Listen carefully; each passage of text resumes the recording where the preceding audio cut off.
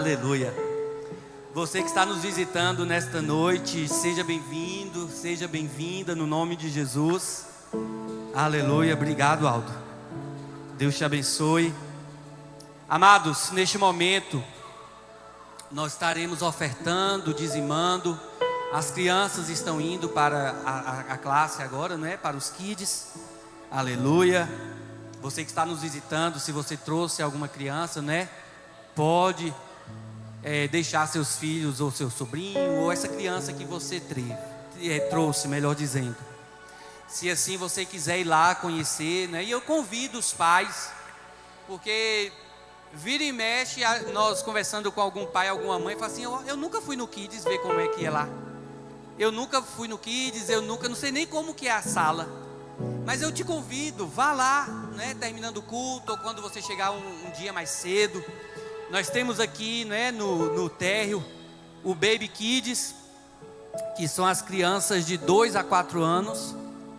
E o Promessa Kids, que fica aqui no primeiro andar, aqui atrás, que são as crianças de 5 até os 12 anos. Então eu te convido, pai, mãe, se você quiser acompanhar uma aula também, esteja à vontade. Só comunique assim, né, as líderes, né? Tem a pastora Ana, tem Mari e Juliana, né? Só comunique as líderes, né? As professoras, que você vai estar assistindo essa aula junto. Eu tenho certeza que será maravilhoso. Então, como eu falei, nós vamos ofertar e dizimar nesta hora. Os diáconos estão aqui nas laterais. Você que trouxe sua oferta, seu dízimo e espécie, acene aí para algum dos diáconos, que eles vão até você com envelope. E você vai estar pegando. Se você quiser ofertar ou dizimar através do Pix, né, nós temos aqui o QR Code. Se porventura seu celular não conseguir ler aqui, nós temos aqui também nas laterais, né, a plaquinha do meio é o QR Code do Pix, ou também no envelope. Chame um dos diáconos, que no envelope nós temos o QR Code. Mas sempre como nós falamos, oferte, dizime com o seu coração alegre, com gratidão ao Senhor. Porque não adianta, se você vir aqui ofertar, colocar o seu dízimo, colocar a sua oferta com o seu coração pesaroso, triste, ou então falando assim: olha, eu estou ofertando aqui, vou dar esse dinheiro para a igreja, mas eu podia fazer isso, eu podia usar esse dinheiro para fazer aquilo. Fique com o seu dinheiro. Me perdoe até se eu estiver sendo ignorante. Me perdoe mesmo. Porque no mundo espiritual não vai fluir nada. Porque você não deu com gratidão. Não é? Você não deu com o coração grato, com o coração alegre. Então você vai estar apenas colocando um dinheiro aqui no gasofilácio. E espiritualmente falando, não vai surtir efeito nenhum. Né? Então assim, eu peço perdão mais uma vez se eu estou sendo ignorante, mas a Bíblia nos fala que nada, e muitas vezes nós usamos esse versículo para estar falando sobre o evangelismo, sobre evangelizar, sobre a pessoa se converter, ou então trazer uma pessoa à força para a igreja. A gente já abre a boca e fala, né? A Bíblia fala que nada é por força nem por violência, mas isso se enquadra em todas as áreas das nossas vidas, inclusive na oferta, inclusive no dízimo. Porque Deus, lá no Evangelho de João, que capítulo 3, versículo 16, né, que eu creio que é a maioria de nós, é o primeiro versículo que nós decoramos assim que nós aceitamos a Cristo, fala que o Senhor, né, amou o mundo de tal maneira que deu seu Filho único, ou seu Filho unigênito, paz, para que todo aquele que nele crê não pereça, mas tenha a vida eterna. Foi por amor. Foi por amor. Até se nós mesmos abrimos nossas bocas, como nós acabamos aqui de declarar que o Senhor é grande, que nós o amamos, que nós o glorificamos, lá eu não sei, eu me esqueci agora, não sei se é na primeira ou na segunda epístola, né, carta de João. A Bíblia fala, o apóstolo João, ele fala assim: olha, que se hoje eu amo o Senhor, até isso é porque primeiramente o Senhor me amou. Então até isso, então tudo é por amor. E assim também tem que ser com as ofertas, e com os dízimos, amém? Vamos fechar nossos olhos, vamos estar orando e consagrando, aleluia. Pai, no nome de Jesus, neste momento, nós queremos consagrar-te dízimos e ofertas. Deus, no nome de Jesus, o teu povo vem ofertar e dizimar nesta noite com o coração grato, alegre, Senhor, em poder contribuir para a manutenção e para o avanço da igreja, da tua obra aqui na terra. Pai, que a tua bênção continue sendo derramada sobre a vida do teu povo, que o Senhor continue prosperando, até mesmo os seus que não têm, que não pôde ofertar nesta noite. Tu sabe o coração, tu sabe as necessidades que muitas vezes está passando em casa, e nós jamais, Senhor, queremos tirar aqui o pão da boca deste irmão ou desta irmã, ou dos seus filhos, não. Por isso que nós te pedimos, continue abençoando, continue prosperando, continue, Senhor, multiplicando no celeiro de cada família aqui.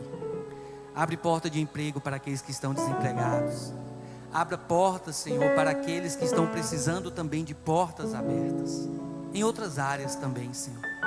E assim nós consagramos a Ti dízimos e ofertas para a honra e para a glória do Teu nome. Amém e amém. Você que trouxe seu dízimo ou oferta, que pegou o envelope, pode vir depositar no gasofilácio. Aleluia.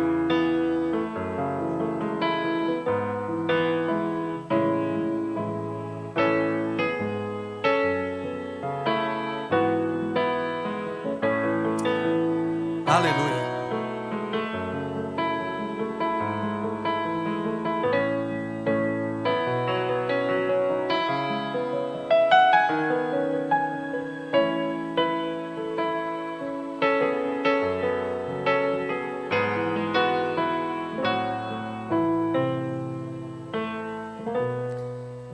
Aleluia. Enquanto os irmãos, vão voltando aí para os seus lugares, vamos abrir nossas Bíblias no livro do Apocalipse.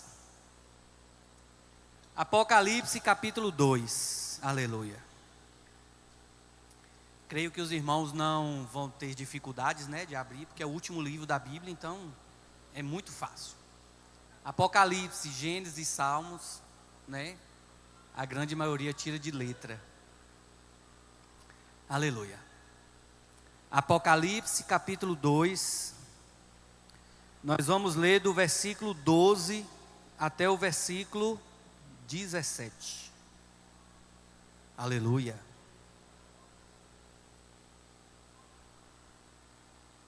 Todos encontraram aí, amém? Setor 7, se conseguir, coloca por favor. E nos diz assim a palavra do Senhor. O título desse texto é a carta à igreja de Pérgamo. Ao anjo da igreja em Pérgamo escreva: estas são as palavras daquele que tem a espada afiada de 2 gumes. Sei onde você vive, onde está o trono de Satanás. Contudo, você permanece fiel ao meu nome e não renunciou à sua fé em mim, nem mesmo quando Antipas, minha fiel testemunha, foi morto nesta cidade aonde Satanás habita. No entanto, tenho contra você algumas coisas. Você tem aí pessoas que se apegam aos ensinos de Balaão, que ensinou Balaque a armar ciladas contra os israelitas, induzindo-os a comer alimentos sacrificados a ídolos e a praticar imoralidade sexual. De igual modo, você tem também os que se apegam aos ensinos dos nicolaítas. Portanto, arrependa-se, senão virei em breve até você e lutarei contra eles com a espada da minha boca. Aquele que tem ouvidos, ouça o que o Espírito diz às igrejas. Ao vencedor, darei do maná escondido.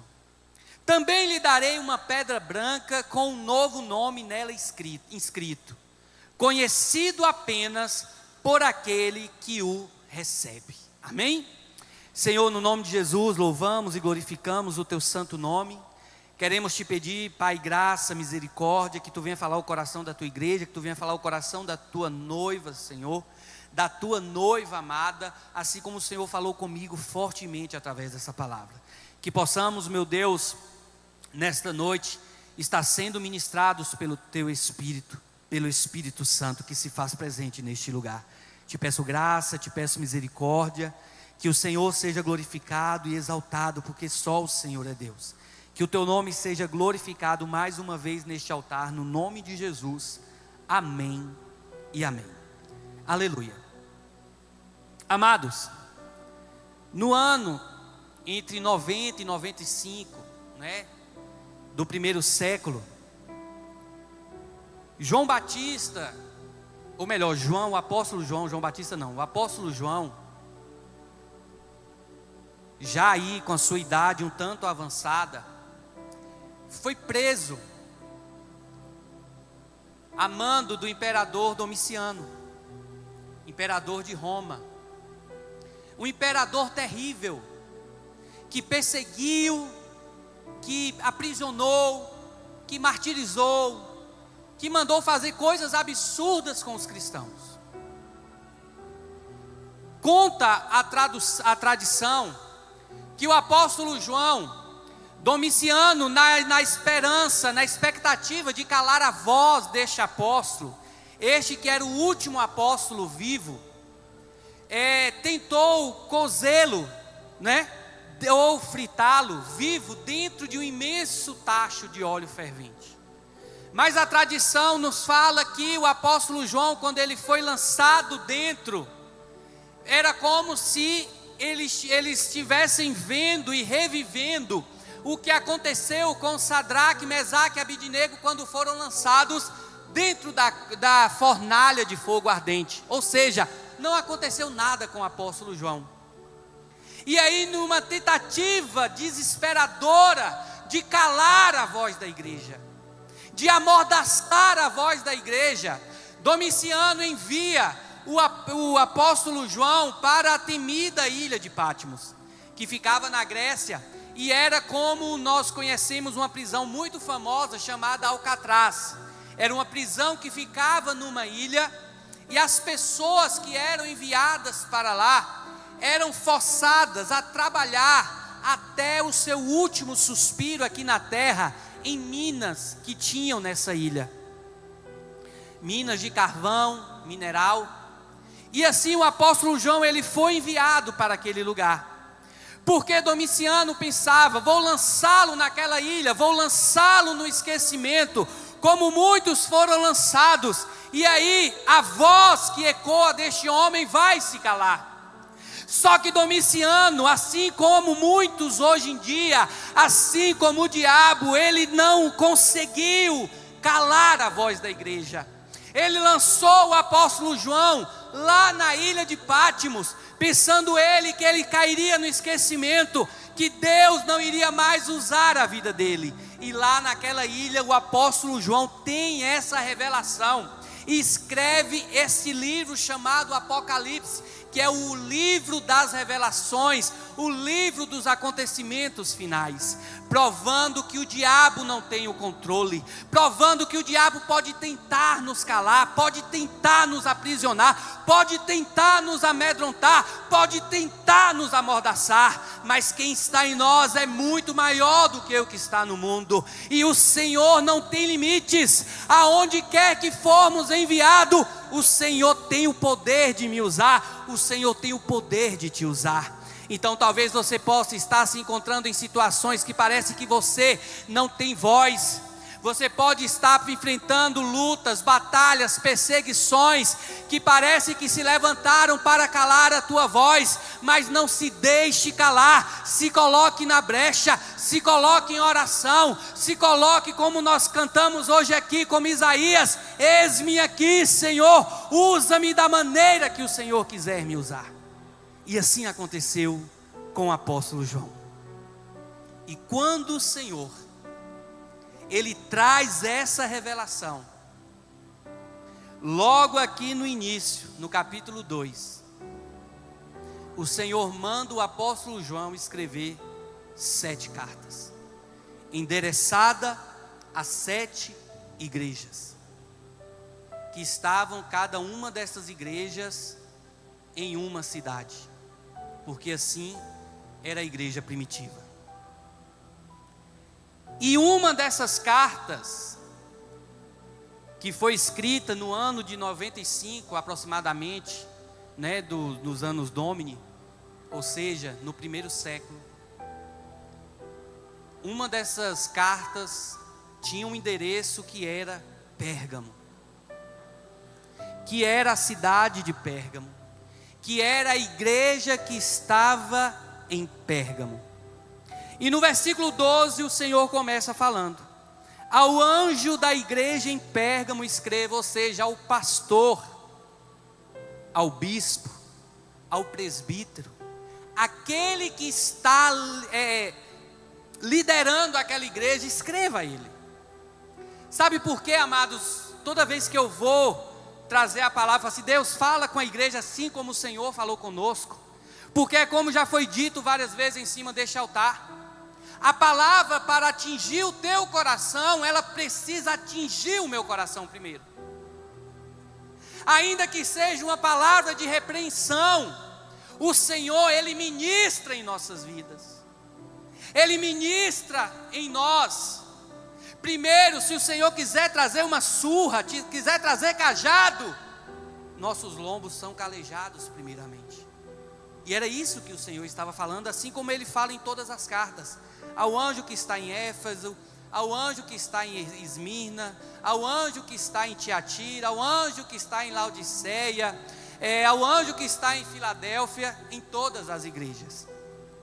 E o interessante é que o Senhor, quando Ele se apresenta à igreja de Pérgamo, Ele se apresenta diferente do que Ele se apresenta nas outras cartas. Porque nas outras cartas, não é, Ele fala, olha, estas são as palavras daquele que tem as 7 estrelas, essas são as palavras daquele que é o primeiro e o último, estas são as palavras daquele que passeia no meio da igreja. Mas para a igreja de Pérgamo Ele manda escrever: estas são as palavras daquele que tem a espada afiada de 2 gumes. Ou seja, Pérgamo, ministério da promessa, porque a carta de Pérgamo é um clamor à igreja pós-moderna, é um clamor à igreja atual, porque hoje a igreja atual é um reflexo de Pérgamo. E essa espada afiada de 2 gumes aqui não é o evangelho, é uma espada de juízo. Escreva ao anjo, escreva à igreja. Quem está redigindo esta carta, quem está ditando esta carta, melhor dizendo, é aquele que tem a espada do juízo em suas mãos. Porque infelizmente hoje estamos vivendo em um tempo, como eu falei hoje de manhã, de uma graça, de um evangelho barato. E o evangelho não é barato, o evangelho é de graça. O evangelho não é barato para nós ficarmos vendendo ele a preço de banana. E nesse evangelho barato que estamos vivendo e que estão vendendo hoje, estão embutindo no pacote um Deus bobo, um Deus que passa a mão na cabeça de todo mundo, um Deus que é só amor, amor, amor, um Deus que não se importa se eu tenho um relacionamento fora do casamento, um Deus que não se importa se eu estou lá hoje no carnaval pulando, como infelizmente hoje eu vi um casal de pastores dentro da bateria de uma escola de samba. E ainda o diabo, ele é assim, porque o diabo, ele gosta de expor, mas ele humilha primeiro, sabe, ele coloca em evidência, mas ele humilha. Aí a repórter, na hora que foi fazer a entrevista, olha, nós estamos aqui com o pastor fulano e sua esposa. E ele falou assim: não, a gente está aqui porque é alegria, é festa, é isso, é aquilo.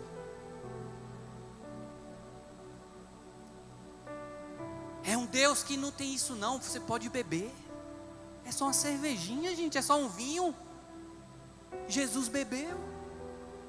Jesus bebeu vinho. Mas Jesus ressuscitou quantas pessoas? Jesus levantou quantos paralíticos? Quantos cegos? Ora e levanta só um paralítico, aí eu lhe dou o aval para você beber, um vinhozinho também. Bebida, irmãos, é tão bom. Vinho é tão gostoso que uma descendência inteira foi amaldiçoada porque um dia um pai bebeu, ficou nu, doidão. Aí o filho foi, chamou os irmãos para ver, ele foi amaldiçoar a descendência de Cã por toda a eternidade. Deus não vai te lançar no inferno, não. Realmente Deus não lança ninguém no inferno, é a pessoa que se joga de cabeça. E quando ele escreve, ele fala assim: olha, eu sou aquele que tem a espada de dois gumes, ou seja, a espada afiada. Olha o que Apocalipse capítulo 19, versículo 11 ao 16 fala.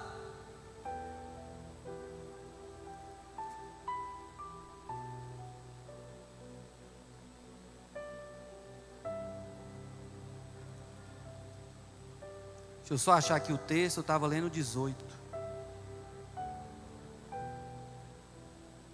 Vi os céus abertos, e diante de mim um cavalo branco, cujo cavaleiro se chama Fiel e Verdadeiro. Ele julga e guerreia com justiça. Seus olhos são como chamas de fogo, em sua cabeça há muitas coroas. E um nome que só ele conhece e ninguém mais. Está vestido com um manto tingido de sangue, o seu nome é Palavra de Deus. Os exércitos dos céus o seguiam, vestidos de linho branco puro, e montados em cavalos brancos. De sua boca sai uma espada afiada, com a qual ferirá as nações. Ele as governará com cetro de ferro, com força, com poder. Ele pisa o lagar do vinho do furor da ira de Deus Todo-Poderoso. Sabe o que é isso? Esse Jesus que estão pregando hoje aí, que é bonzinho, que você pode fazer o que quer, ele aqui pisa o lagar da fúria de Deus, significa ele executa a ira de Deus. Ele é aquele que executa a ira de Deus.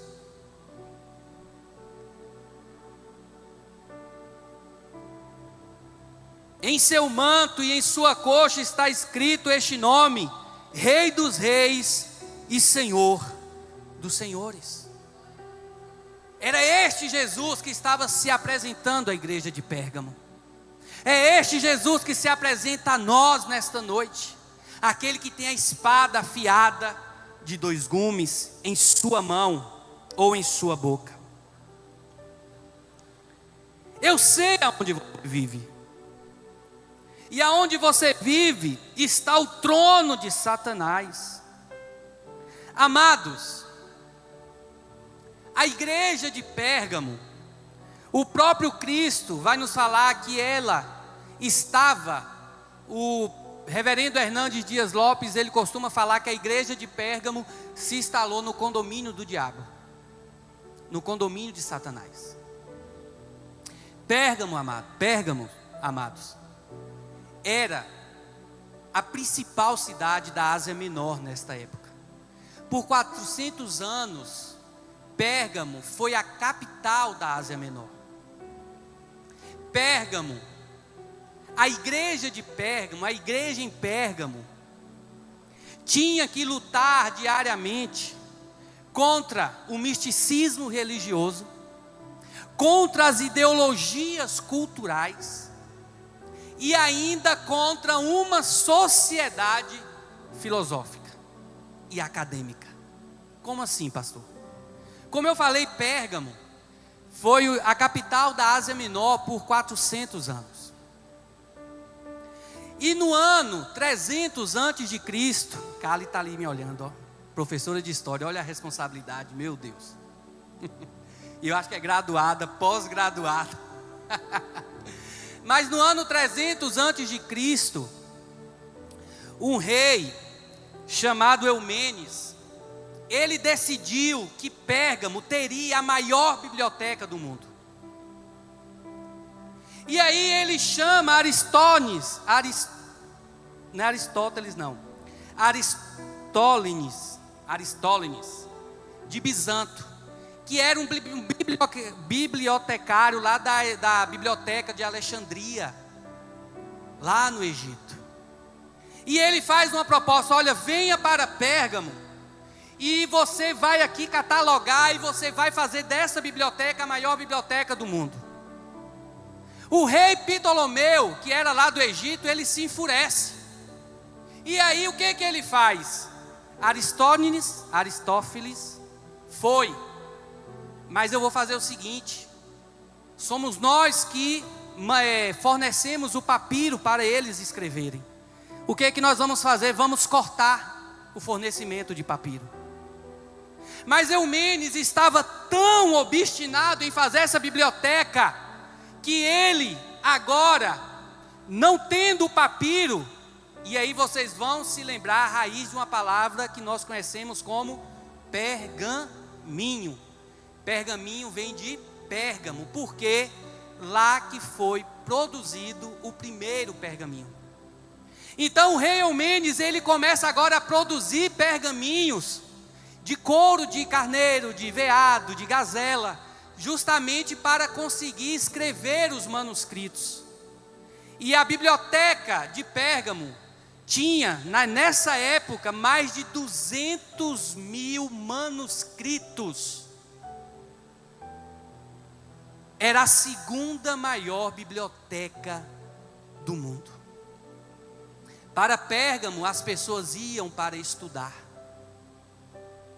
Para Pérgamo, as pessoas iam para filosofar. E a igreja agora começou o quê? A ter um embate com os filósofos da época. Porque filosofia não é ruim. Uma filosofia aplicada à luz da palavra é ótima, é perfeita. Mas uma filosofia, uma sociologia aplicada, indo de encontro à palavra de Deus, é terrível. Mata a pessoa espiritualmente. Outra coisa que a igreja de Pérgamo tinha que enfrentar: no ano de 29 antes de Cristo, foi construído em Pérgamo o primeiro templo de adoração do imperador de Roma, vivo. E Roma tinha uma lei que todo mundo tinha que ir lá uma vez por ano para adorar o imperador. Ainda se não bastasse, Pérgamo tinha lá na Acrópole, no monte, no mais alto monte, um templo que era o maior templo de Zeus que existia na época. E aí as pessoas também adoravam. Então aqui nós vemos uma igreja que agora também tinha que lutar e tinha que batalhar contra a adoração de deuses falsos, de deuses que eram adorados pelos romanos, que eram adorados pelos gregos. E quando Roma toma a Grécia, Zeus passa a chamar-se Júpiter. E aí a igreja tinha que enfrentar esses que eram os idólatras. Se não bastasse, em Pérgamo foi fundada a maior faculdade de medicina da época. E nessa faculdade de medicina se adorava um deus chamado Esculápio. E qual era a imagem desse deus? É o que nós vemos hoje na medicina: aquele bastão com as serpentes em volta. Você vê a influência que Pérgamo exercia, que esse símbolo desse deus Esculápio, que todo médico carrega em seu jaleco, vem lá de Pérgamo. Então era uma igreja que enfrentava perseguição religiosa, perseguição tão ferrenha, que o Senhor fala assim: olha, vocês permaneceram fiéis e não renunciaram o seu testemunho, e não renunciaram o meu nome, mesmo quanto Antipas, minha testemunha, foi morta nessa cidade onde Satanás habita. E como, pastor, que Antipas faleceu, o imperador na época mandou fazer um boi, um bezerro, todo de bronze. Colocou Antipas dentro, acendeu uma fogueira e assou Antipas vivo, dentro desse boi de bronze. Mas aqui o que nós vemos que é uma igreja que fazia o quê? Que suportou a perseguição. É uma igreja que enquanto os outros estavam indo adorar a Zeus ou a Júpiter ou ao imperador, a igreja estava indo adorar o Deus verdadeiro. Enquanto as pessoas estavam se perdendo nas filosofias humanas, a igreja estava se aprofundando na palavra do Senhor. Então era uma igreja que resistiu firmemente à perseguição que ela sofreu. Só que nós temos um inimigo que ele não dorme. E ontem nós passamos um filme aqui que foi a Oficina do Diabo. E nesse filme nós pudemos ver que o inimigo ele usa de diversas artimanhas. Ele não usa somente de uma tática. O inimigo, o diabo, ele percebeu que levando a perseguição para Pérgamo, a igreja só estava se fortalecendo. A igreja não baixou a cabeça para a perseguição. A igreja era uma igreja que quanto mais perseguia, quanto mais martirizavam seus membros, quanto mais açoitavam, quanto mais prendiam, quanto mais torturavam, a igreja crescia. E essa é uma realidade. Sabe qual é a igreja que mais cresce hoje no mundo? Não é a igreja brasileira, não é a igreja americana, não é a igreja europeia, é a igreja na Coreia do Norte, é a igreja nos países árabes, que é onde tem perseguição, aonde não tem igreja, onde os irmãos se reúnem no mato, nas cavernas, escondidos, fazem cultos silenciosos. É onde a igreja mais cresce. Por isso que tem hora que quando eu estou conversando com pastores, amigos, tanto aqui de Conquista quanto de fora, a gente fala assim, olha, tem hora que dá vontade de orar a Deus para Deus mandar perseguição. Tem hora que dá vontade. Porque a igreja, ela só cresce, ela só toma vergonha na cara quando está sendo perseguida. Quer ver a prova? Quando é que a gente é mais crente? Quando está na prova. Que a gente ora, a gente consagra jejum, a gente levanta de madrugada, a gente faz propósito de ler a Bíblia, a gente faz propósito de estar orando com a família, mas quando as coisas estão calmas, a gente relaxa. E o diabo, o inimigo, ele viu que desse jeito ele não queria conseguir fazer o que, pastor? Intimidar e parar a igreja. Aí o diabo fez uma coisa que ele faz perfeitamente. Vamos nos unir a essa igreja. Vamos começar a entrar sorrateiramente nesta igreja. Vamos começar a introduzir heresias dentro desta igreja. Vamos começar a introduzir libertinagem nesta igreja. Vamos começar a introduzir frieza espiritual nesta igreja. Olha só o que o Senhor fala. No entanto, tenho contra você algumas coisas. Você tem aí pessoas que se apegam aos ensinos de Balaão, que ensinou Balaque a armar ciladas contra os israelitas, induzindo-os a comer alimentos sacrificados a ídolos e a praticar imoralidade sexual. Quem foi Balaão? Lá no livro de Números, do capítulo 21 e 22, nós vamos ver essa história. Balaão era um profeta. Balaque era o inimigo do povo de Deus. Ele queria destruir o povo. Ele vai lá e contrata Balaão para quê? Para amaldiçoar o povo de Deus.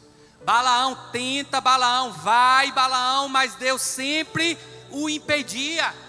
Até que ele chega e fala assim: Balaque, como que eu vou amaldiçoar um povo que Deus abençoou? Como que eu vou lançar maldição em um povo que o próprio Deus derramou a bênção? Não tem como.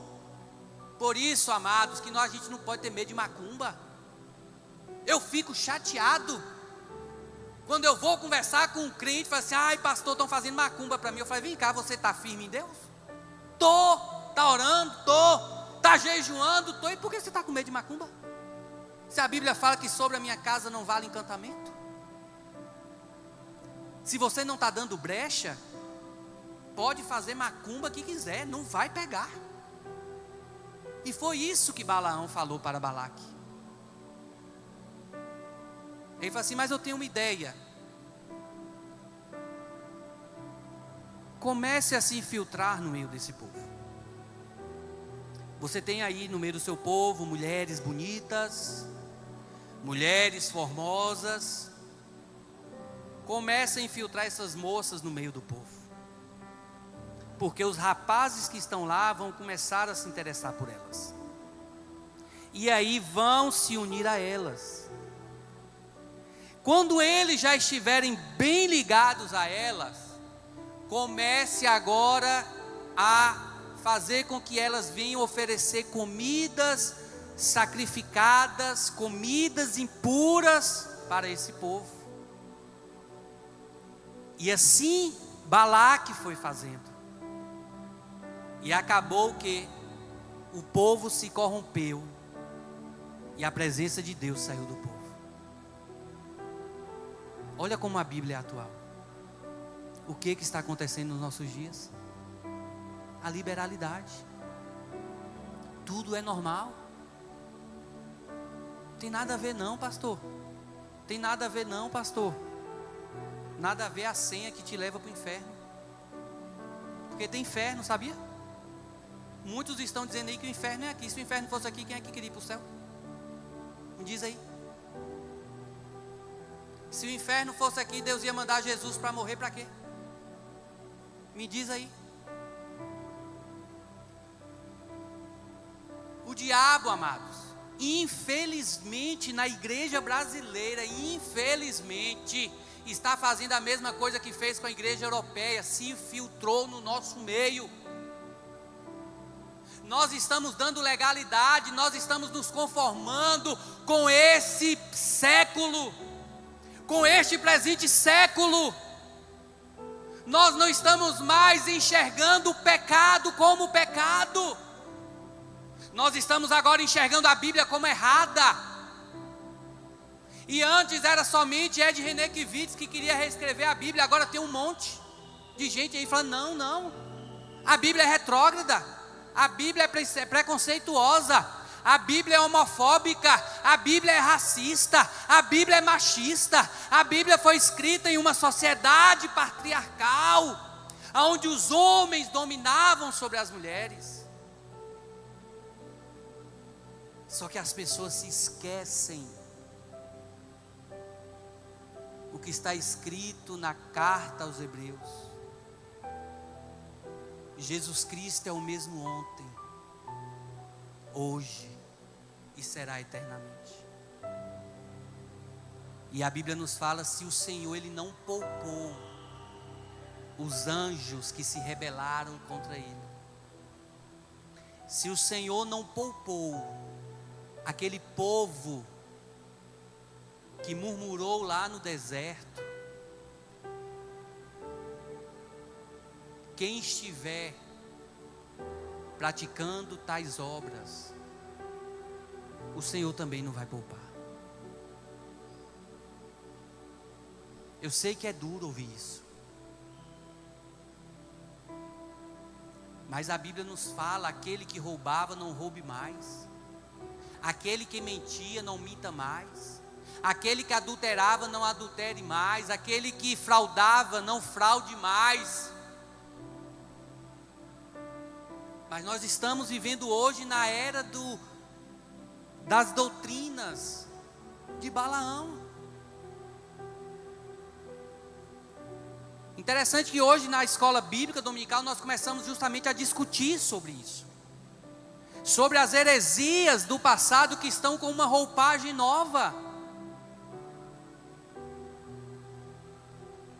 Hoje mesmo foi falado que eu nem sabia que existia agora culto pet. Culto para cachorro. Sabia que já inventaram até o céu dos animais? Tem céu agora para animal, viu? Os cachorrinhos, os gatinhos que morrer, vai para o céu. Deve estar escrito aqui, ó, com letra preta, que até hoje eu não consegui ler. Se está na Bíblia, está aqui, ó, escrito com letra preta ainda. Estamos vivendo esse tempo. Estamos vivendo um tempo de escândalo em cima de escândalo. Irmãos, é escândalo em cima de escândalo. E é crente, é membro, é pastor, é presbítero, é apóstolo, vivendo tempos onde as pessoas estão amando a doutrina de Balaão, estão se misturando com o mundo, e não fica só aí. O Senhor ainda tinha contra a igreja de Pérgamo, que eles também se apegaram aos ensinos dos Nicolaítas. E quem eram os Nicolaítas? Eram os discípulos.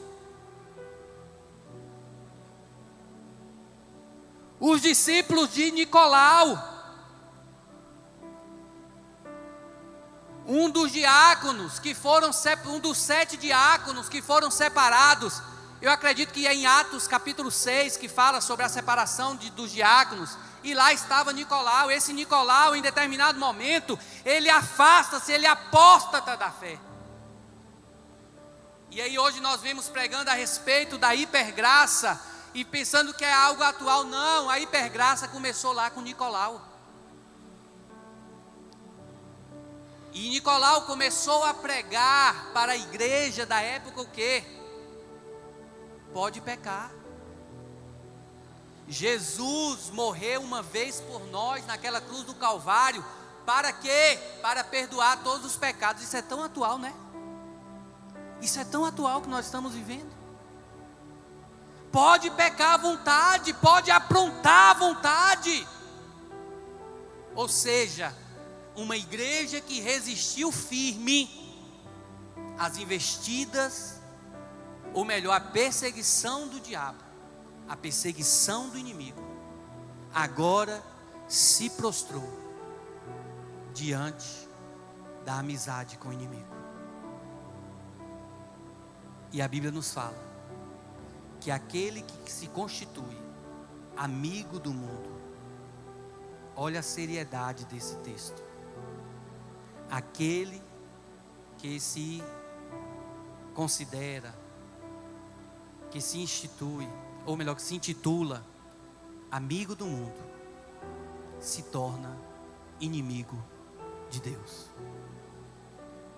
Inimigo de Deus.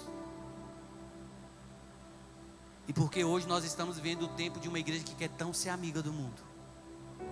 E não me venha com essa história que é para evangelizar não, pelo amor de Deus. Não me venha com essa história que é para evangelizar não. Porque se fosse para evangelizar, você não deixava de vir para o culto para ir maratonar Netflix. Se fosse para evangelizar, você não ia deixar de vir para o culto para ir para um barzinho. Se fosse para evangelizar, você não iria deixar de vir para o culto, não iria deixar de ler a palavra, não iria deixar de adorar o Senhor para ficar ouvindo música do mundo, música mundana. Porque, pastor, temos que ter licença poética. Olha só como o diabo ele vai se infiltrando no nosso meio. Agora é uma licença poética. Todos os sons, todos os instrumentos, todas as músicas foram criadas por Deus, vírgula. Deus deu sabedoria ao homem para criar instrumento. Deu. Mas o homem, inspirado pelo diabo, por demônios, compõe músicas, compõe melodias que afrontam a Deus, compõe letras que afrontam a Deus. Quer ver uma prova disso? Bota uma rocha, uma sofrência, a pessoa dá logo vontade de beber e chorar, lembrando da pessoa que meteu um chifre. Bota um batuque de macumba. É o que nós estamos vivendo hoje. Cultos aonde, como eu falei hoje de manhã, a macumba está perdendo. Está tendo mais manifestação de demônio nesses cultos que o povo roda, relampeia, sapateia. E agora botaram umas roupas. Tem um aí mesmo que diz que é a mistura do Papa com Alexandre de Moraes e com outro lá que eu esqueci. O diabo está se infiltrando. Nós somos uma igreja que cremos nos dons do Espírito, nós cremos no batismo com o Espírito Santo, nós cremos na cura, nós cremos na manifestação do Espírito Santo, só que a minha Bíblia me diz que tudo é com ordem e com decência. Esse negócio da pessoa estar se manifestando no Espírito Santo e joga a cadeira para o alto, quebra, dá tapa na cara de irmão, você tem que ficar segurando. Sendo que a Bíblia fala que o Espírito é sujeito ao profeta. Estamos vivendo esse tempo de paganismo religioso, de sincretismo religioso, aonde as igrejas estão aí lutando, pastores lutando na internet. Eu mesmo não me presto a esse trabalho, nem de estar expondo igreja A, igreja B, igreja C, e nem de estar entrando em debates. Se você pode beber ou não, se você pode, agora já tem gente até defendendo isso, se um homem pode ter mais de uma mulher ou não. Era o que a igreja de Pérgamo estava vivendo. E o Senhor estava escrevendo, falando assim: olha, eu sei, eu estou vendo tudo. Porque em uma das casas, olha, eu sou aquele que passeia no meio da igreja, que passeia no meio dos candelabros. E para tudo isso, qual é a advertência? Qual é o que é que o Senhor traz para a igreja? Versículo 16. Portanto, arrependa-te. Não tem outro caminho. É arrependimento. Não é dor na consciência. Não é dor na consciência, porque dor na consciência não muda ninguém. O Senhor está falando assim para a igreja: arrependa-te, arrependa-se, senão virei em breve até você. E olha só o que Jesus fala: e lutarei contra eles com a espada da minha boca. Uma vez, eu não me lembro quem foi esse personagem bíblico, mas falaram bem assim: olha, você quer cair na mão do homem ou na mão de Deus? Sabe o que ele falou? Não sei se foi Davi, não estou lembrado agora. Fez alguma coisa e o profeta chegou: vem cá, você quer cair na mão do homem ou na mão de Deus? Sabe o que ele falou? Eu prefiro cair na mão do homem, porque o homem pode matar o meu corpo, mas não pode lançar minha alma no inferno. E esse Deus, ele mata tanto o corpo quanto lança a alma no inferno. E Jesus está falando aqui que aqueles que seguem a doutrina de Balaão, aqueles que se alimentam de alimentos sacrificados, alimentos impuros, alimentos proibidos, aqueles que se doam, que se entregam às práticas das imoralidades sexuais, aqueles que praticam as obras dos nicolaítas, se não se arrepender, o Senhor vai vir e vai lutar contra estes. Esse é o Jesus que todos aí falam que ele é amor somente. Hoje ele é amor, hoje ele é advogado. Se nós estamos aqui hoje é porque ele tem misericórdia, teve misericórdia de cada um de nós. Mas quando ele voltar e levar a sua igreja, ele agora passa de advogado para juiz. E não é somente juiz. A Bíblia em vários textos destaca: justo juiz. Um juiz que não é comprado.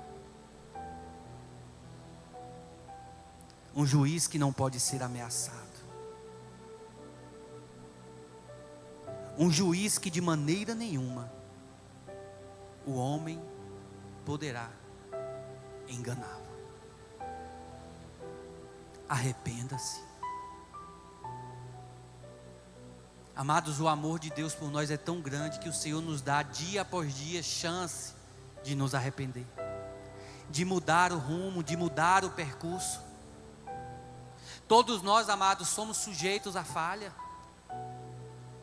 Todos nós estamos propícios a cair, a escorregar, a tropeçar, qualquer um de nós. Mas no nome de Jesus, não fique caído, não fique prostrado.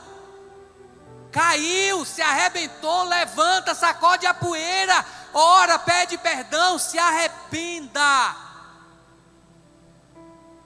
Porque à medida que nós nos arrependemos, Ele nos perdoa. E quando Ele nos perdoa, a Bíblia fala que Ele lança os nossos pecados no mar do esquecimento. Porque Ele é fiel. Então aqueles que têm ouvidos, ouçam o que o Espírito diz às igrejas. Temos que dar ouvidos ao Espírito Santo de Deus. Temos que dar ouvidos ao que o Senhor fala aos nossos corações. Não é tempo de brincar com o Evangelho, não é tempo de brincar com a palavra de Deus. A Bíblia nos fala que aquele que é limpo, continue se limpando. Continue se limpando. Mas se você quiser viver na sujeira, a Bíblia também tem uma notícia, tem uma recomendação para você. Assim como a Bíblia, assim como o Senhor nos fala que aquele que é limpo, limpe-se. A Bíblia também fala que aquele que é sujo, que quer se manter na sujeira, continue se sujando. Só que um dia a conta chega. Um dia a conta chega. E esses dias, eu não sei se foi Cláudio Duarte que estava falando, ele fala algo bem interessante. É cômico, mas é interessante. As pessoas hoje não acreditam mais em inferno. As pessoas não acreditam em diabo. Mas a Bíblia fala, e eu acredito. E aí muitos vão chegar lá no inferno e vai falar bem assim: ué, diabo, mas eu não acreditava em você não, nem acreditava nem acreditava que existia inferno. Aí o diabo vai virar e vai falar assim: mas para vir para cá não precisa acreditar não. Para concorrência você precisa acreditar. Se você fosse para ir para o céu, você precisava acreditar, mas para aqui não precisa não. Você não precisa acreditar nem em mim nem no inferno. Existem dois caminhos. E a Bíblia fala que o caminho que conduz ao céu,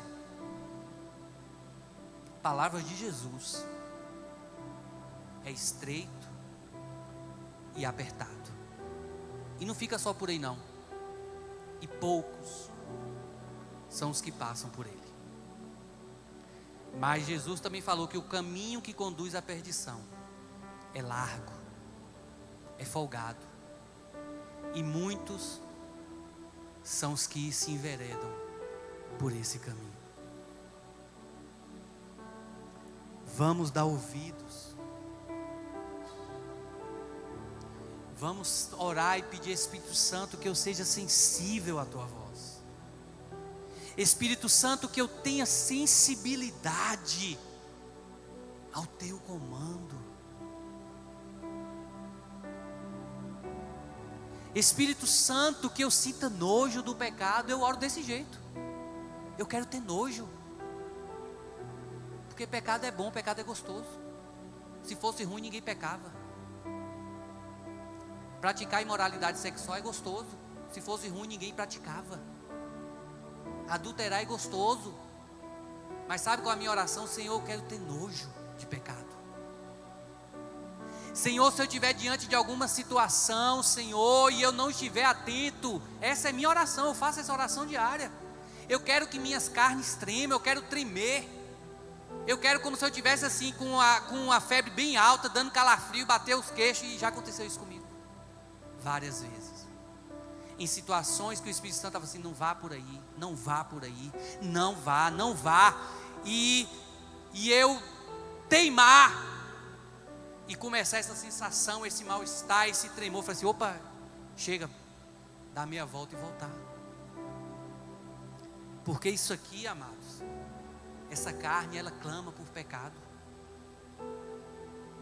Ela clama pelos ensinamentos de Balaão. Ela clama pelas obras dos nicolaítas. Ela pede, mas nós temos que resistir. Sabe por quê? Porque aquele que resiste, aquele que dá ouvidos, tem recompensa. Nem um aleluia. Eu sei que é uma pregação pesada. Eu sofri lá dentro do meu quarto. Deus só tome. E para sair um aleluia dentro do meu quarto também foi difícil. Mas olha o que ele fala: ao vencedor, aquele que resistir, aquele que bater de frente com o diabo, aquele que bater de frente com o pecado, aquele que se possa estar ali na beira de pecar, mas voltar atrás, aquele que rejeitar as obras de Balaão, os ensinamentos de Balaão, aqueles que rejeitarem as obras dos nicolaítas, eu darei do maná escondido. Amados, a Bíblia nos fala que aquele que vencer, o Senhor nos alimentará com o maná escondido. E nós sabemos que o maná é aquele alimento que vem do céu. Só que Jesus, Ele fala algo maravilhoso. Os seus pais no deserto comeram do maná que perecia, mas hoje eu tenho para vocês um maná que não perece, um maná que não se perde. E esse maná sou eu, porque eu sou o pão vivo que desceu do céu. Ou seja, aquele que vencer desfrutará da presença de Jesus por toda uma eternidade, porque ele fala que aquele que se alimenta dele, aquele que come dele, jamais terá o quê? Fome. E é isso que vai nos mantendo de pé. E esse maná não é só na glória, esse maná enquanto nós estamos caminhando aqui. Esse maná é essa força que o Senhor vai nos dando dia após dia, vai nos alimentando, vai alimentando o nosso espírito, e o nosso espírito vai sendo fortalecido, e a alma sendo enfraquecida. Mas não para só aí. Também lhe darei uma pedra branca com um novo nome nela escrito, conhecido apenas por aquele que o recebe. O Ministério Louvor já pode subir. Isso é tremendo. Nada na Bíblia é por acaso. Essa pedra branca, ela tem alguns significados. A cidade de Pérgamo, lá na cidade de Pérgamo, existiam minas. E essas minas produziam um tipo de rocha branca pequena, tipo aquela, hoje em dia a gente vê muito esses mármorezinho branco, né, que o pessoal faz tipo umas bolinhas, umas coisas que você bota assim de planta, aquelas pedrinhas assim redondinha, branca. Mas lá produzia naturalmente. E essas pedras, elas eram usadas em algumas situações. E uma dessas situações, ela era enviada como convite para um banquete. Convite para que as pessoas pudessem entrar em festas e em banquetes. E o Senhor aqui está nos falando que Ele tem uma grande festa preparada para nós. Ele tem uma grande festa preparada.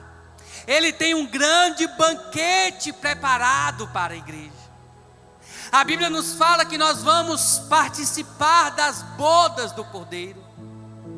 Amados, pelos olhos da fé eu já posso imaginar aquela mesa linda, imensa nos céus, posta, e o Senhor servindo a cada um de nós.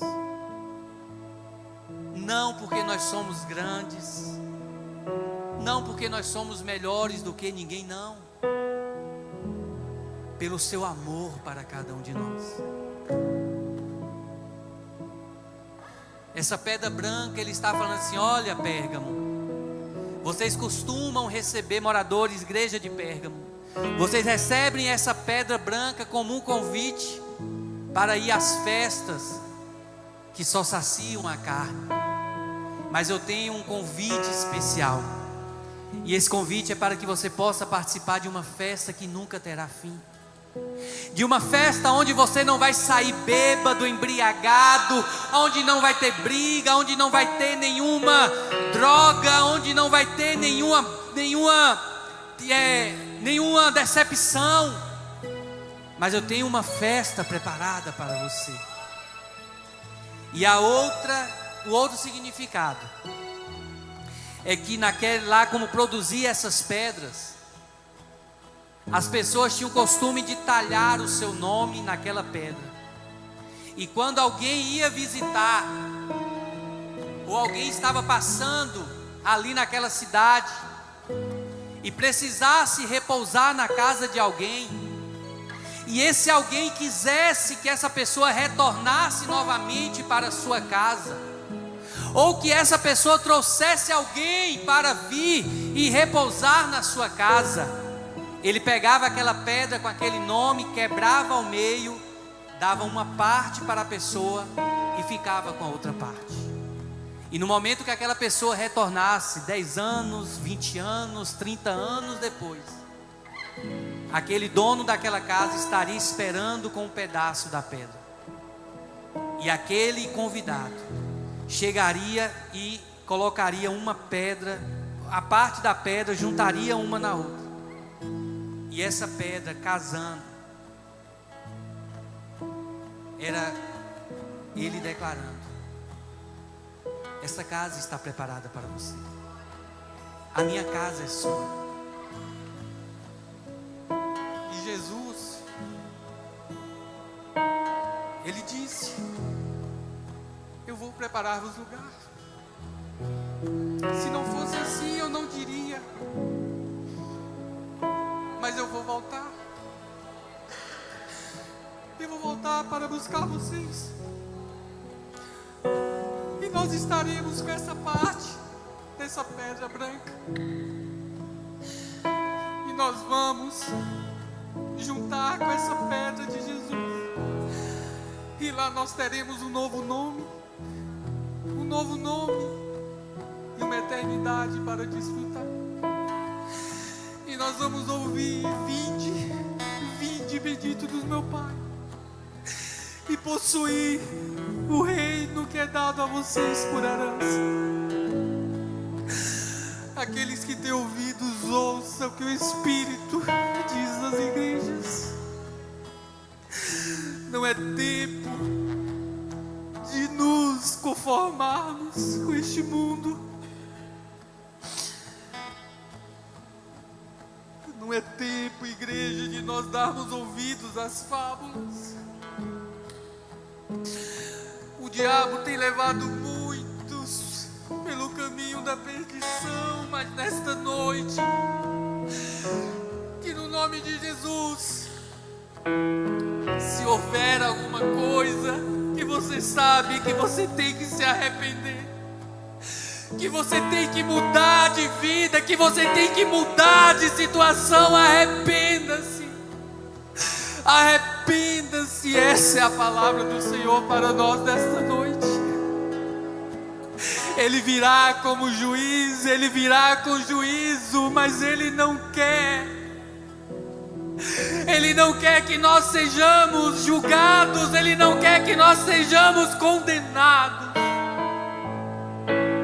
porque ele virá como esse juiz, com essa espada de justiça para aqueles que o negam, para aqueles que o rejeitam, para aqueles que insistem em ficar na prática do pecado.